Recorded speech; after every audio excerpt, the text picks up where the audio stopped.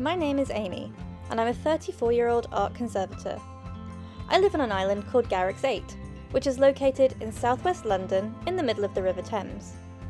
The island is home to 22 houses and is named after the 18th century actor David Garrick. 8 years ago, I made an impulsive decision to move to the island after being priced out of the rental market in nearby Kingston upon Thames. The reason this was such a crazy decision is because the island has no land access and can only be reached by boat. I live with my 2 cats, Rambo and Anakin, as well as my dog Lemon. You may think that island life is all sunsets, kayaking and cocktails, but the realities of dealing with Mother Nature, temperamental boat engines and the local wildlife always keeps you on your toes. Join me on this adventure as I renovate my house and garden, learn more than I ever thought there was to know about boating life on the Thames, and jump feet first into all the new experiences coming my way. Welcome to my island life.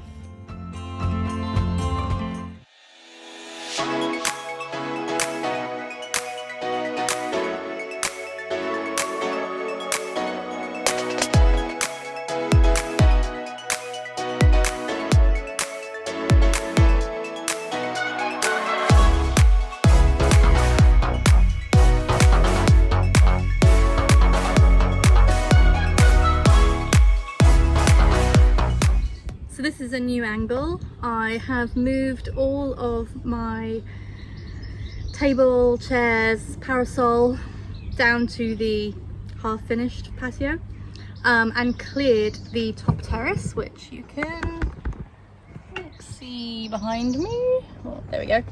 So it's all clear and that is because I have just cleaned and power washed the whole thing and the house, and that is in preparation for the fitting and creating the sun sail, which will go at the front and sort of go all along the top and then out as far as the sort of extension. So that will happen sometime soon in the next few days. I also power washed the stairs and the walkway and the raised mooring area, which it looks good. I mean, the front of the house looks good and the patio looks good. The stairs and the walkway kind of look a bit worse for wear, just because a lot of the old paint and stuff has started to come off, which I knew would happen. So I probably need to have another go at that and really get all the loose stuff off before I'm ready to go ahead and paint. So that's probably a few weeks away because I need to get the sun sail done first. I need to finish the patio, I think, or I need to get some of the painting materials and start painting so that I can decide on a gravel colour finally and then finish the patio. So everything's sort of coming in stages. I can do some things at the same time, but anyways, it's all happening and it's a lovely day to be outside down by the water. Nice to have a little bit of shade. Doing the jet washing was quite refreshing actually, so that's very nice. So as you can see, the mooring has been, well, the top mooring has been washed. The walkway looks a lot cleaner, it's been washed. I obviously now need to get all of the moss and the weeds and grass out of all of the you know, whatever you call the bits in the middle, you know, all the bits between the stones. So here are the steps. They definitely look a lot cleaner, but as you can see, they don't necessarily look better, only because a lot of the old paint has started to come off, which is fine, it needs to happen. Oh look, there's a Lemon. You didn't get power washed, did you? You ran away and hid. Very helpful. And here is the top patio, which looks a lot cleaner, looks very big when there's nothing on it. And then the front of the house is all nice and clean, all the cobwebs are gone. Ready for my sort of awning sun sail to go in once I've, you know, made it.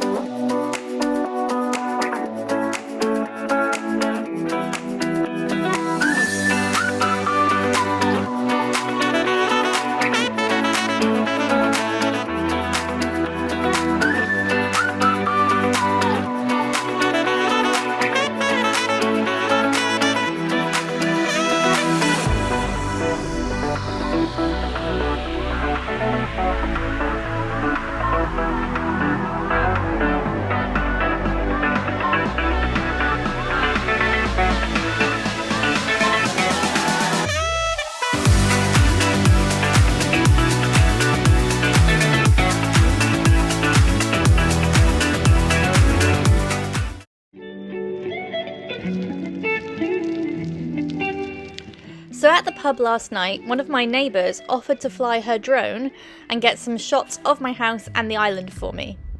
This was our first attempt and I'm so excited at the clips we filmed. We're planning on doing some more sessions to get even better island footage. Also, just so you know, I was definitely not up for flying the drone. There was no way that I would be confident enough not to crash it straight into the river, so I was really impressed at her flying skills.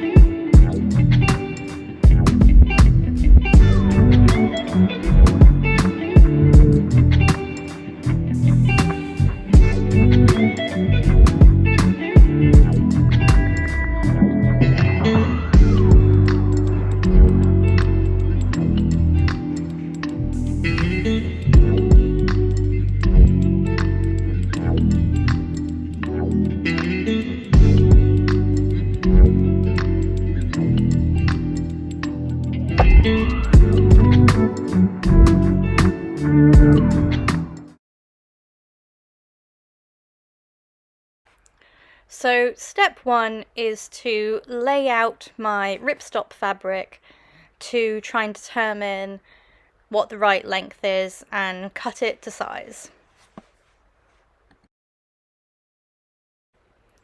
Once I've decided where to cut, it's all down to trying to cut a straight line.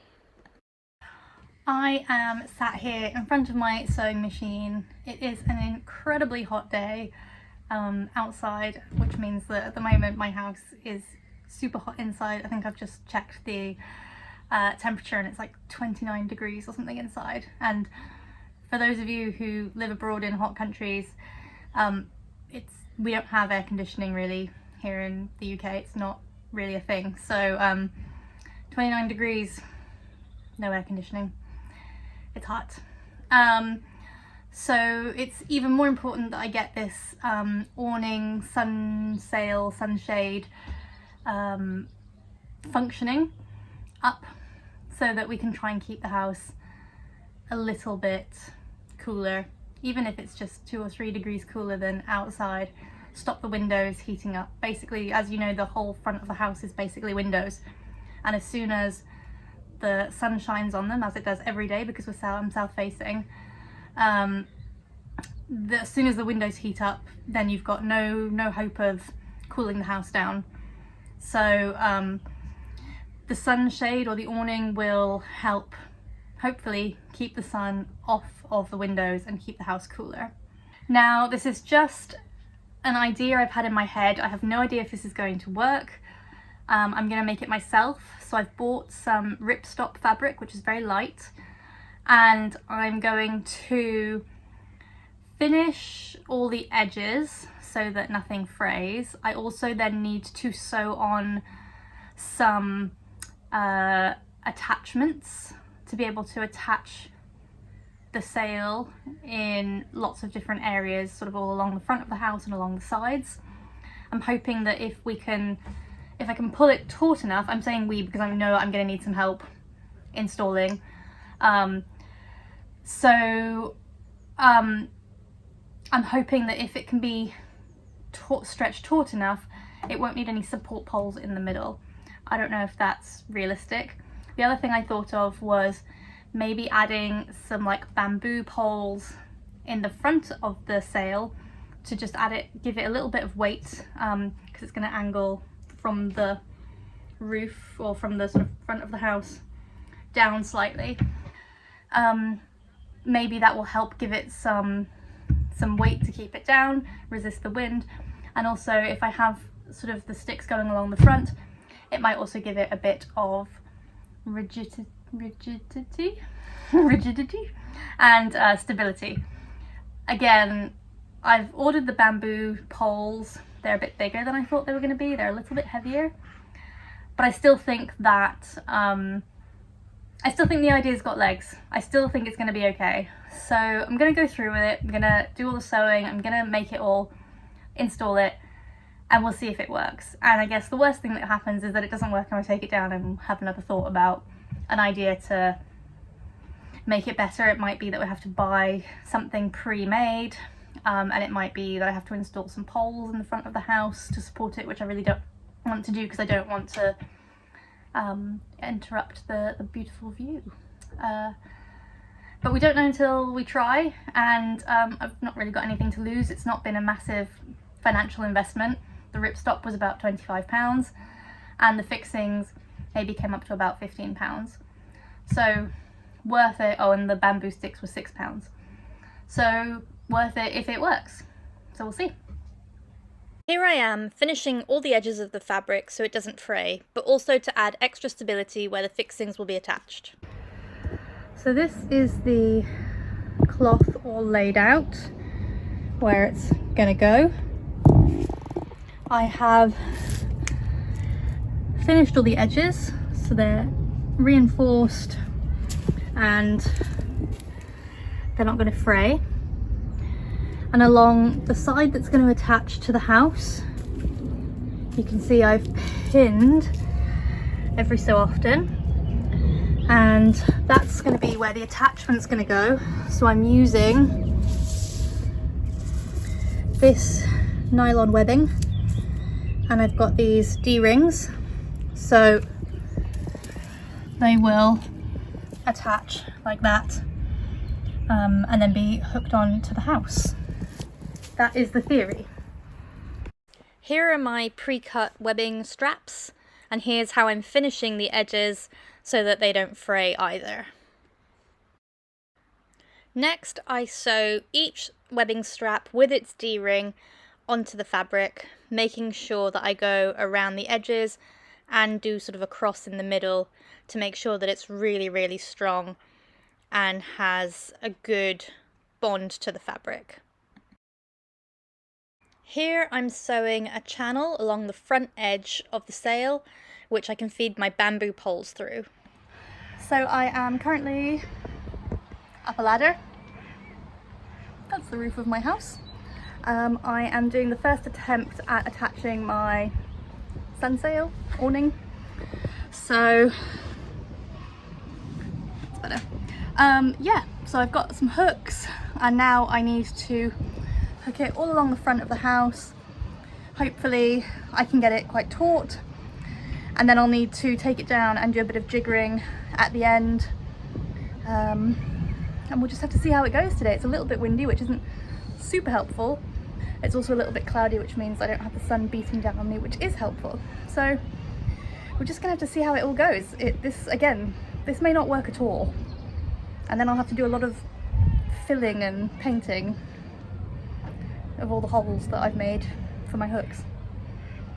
So here you can see where I sewed my little attachments, and then I've just hooked into the fascia of the house, and then there'll be another one at the end there, and it should hopefully go, all those hooks need to go all the way along the front of the house. And then I need to figure out how to hook it out. That'll be a challenge for a bit later. Here I am installing the hooks to the front of the house, pulling the sail taut as I go, and as I get to the end few pieces, I measure out where the last of the fixings need to go.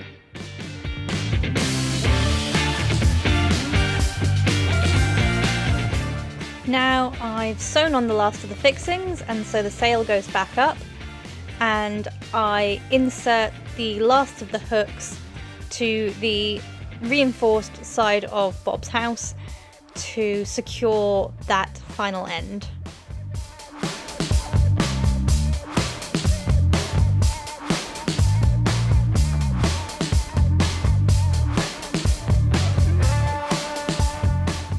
And technically, I have a sun sail. So as I expected, it's a bit flappy, and so I'm going to go ahead and insert the bamboo rods in the front. Except that I took down the wrong end, forgetting which was the end of the channel that I'd actually left open. It turned out it was, of course, the other end.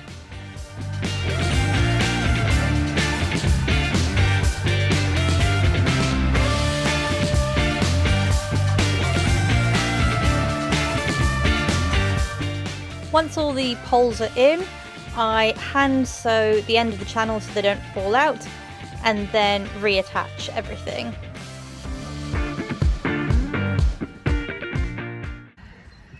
Here is the final product of my DIY awning sun sail.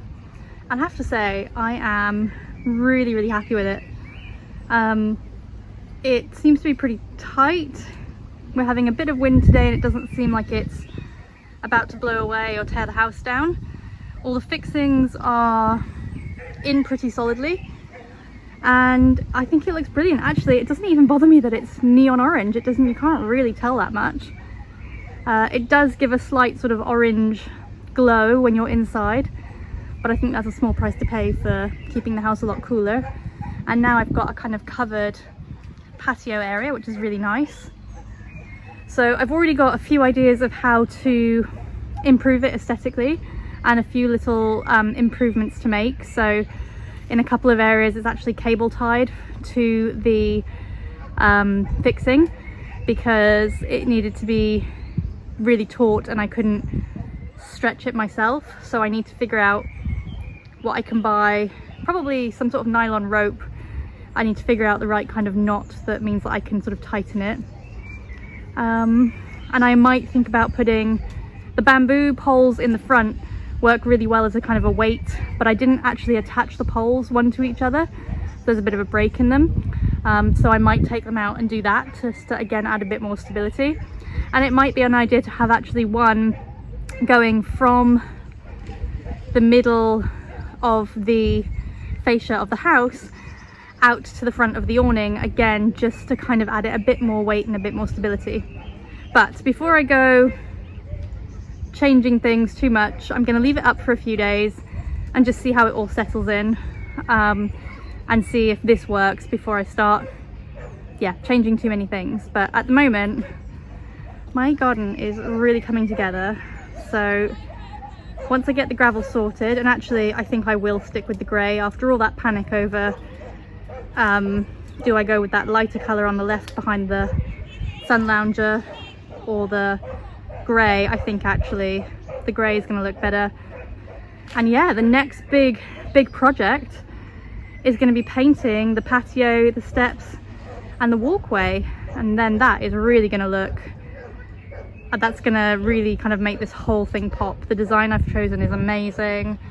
It's going to be a lot of work, but I think it's really going to take this whole place to a new level. Might add some more fairy lights to under the awning, which I think would also look really cool. And yeah, this side of the garden is really coming together. I'm not being funny, I'm going to be finished everything soon. Not, well, the big things, be a lot of little things, and unfortunately then I've got to figure out what I'm going to do with this side of the garden. That now the grass is all burnt from lemon, it's all overgrown. Yeah, I might need to do something about shading those windows as well. So definitely plenty more projects, but yeah, really chuffed. And just to be like, that cost about £40 to make that, and about 4 hours of my time. So considering the retractable awning that I was originally looking at was close to £700, or maybe even more, I think.